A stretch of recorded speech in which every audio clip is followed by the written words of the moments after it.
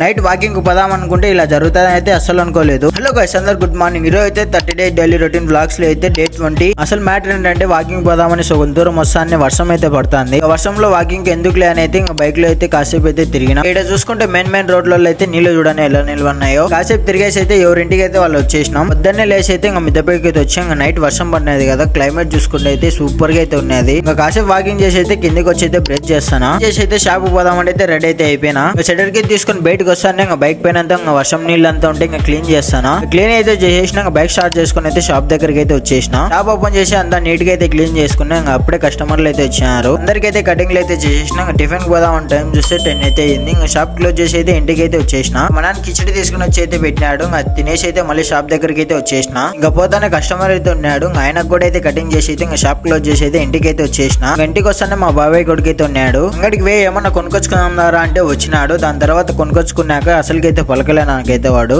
వచ్చినప్పటి నుంచి ఓరక్షణగా ఉండదు. తగ్గితే పెరికేస్తా గుత్తి నేనేమో కొంచెం అనుకుంటున్నావా? డే 20 అయితే ఇలాగ వచ్చింది. మీకు వీడియో నచ్చినట్లయితే మా ఛానల్ సబ్స్క్రైబ్ చేసుకోండి. Bye bye.